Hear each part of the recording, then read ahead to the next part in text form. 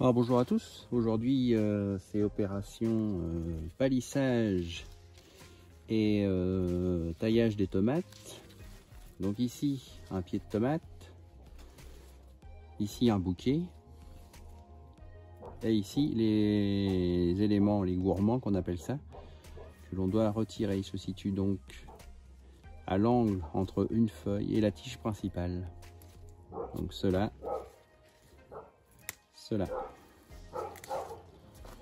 Et puis après, on essaye de corder au plus juste en entourant au départ le pied de tomate autour de la corde que l'on a suspendue au moment de la plantation. Donc ceci a pour but de diriger la plante et de limiter le nombre de bouquets à 4-5 bouquets pour avoir des fruits de calibre suffisant et aussi avoir un port de plante suffisamment aéré, sinon la tomate serait un buisson, le pied de tomate serait un buisson. Donc chaque pied de tomate planté possède 2 tiges puisqu'elles sont greffées, donc elles sont menées en 2 tiges, donc une seule racine pour 2 pieds.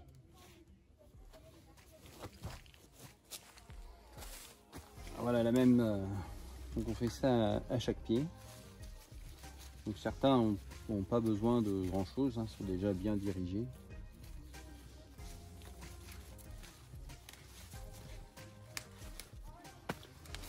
Par contre d'autres ont plus poussé ou ont été moins bien attachés au tour d'avant et sont relativement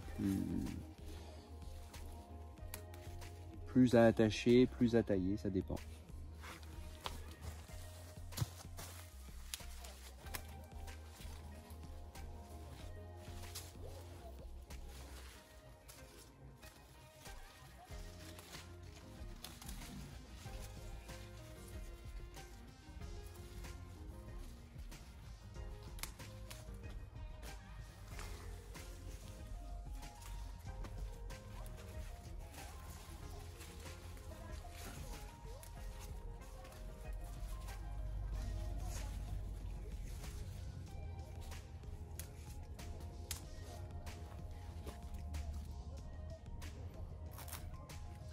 Donc ceci, le gourmand comme on l'appelle, est en fait un pied de tomate à part entière.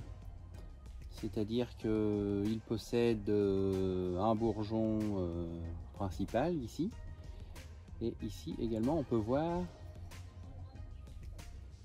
ici là,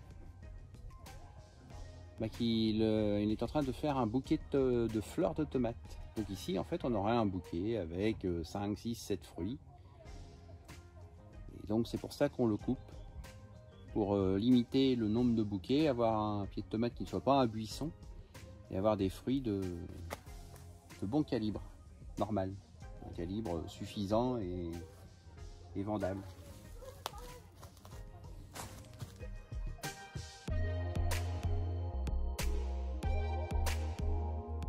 Voilà, donc là on peut constater un bouquet, comme on a vu, avec des fruits qui sont déjà formés et encore quelques fleurs. Donc comme expliqué tout à l'heure, le pied de tomate, les racines, et à ce niveau là, à ce niveau ici là, je vais le faire avec un cure-dent, ici là, la greffe. Et donc au-dessus, le pied de tomate part sur 2 tiges. Donc une gauche et une droite identiques.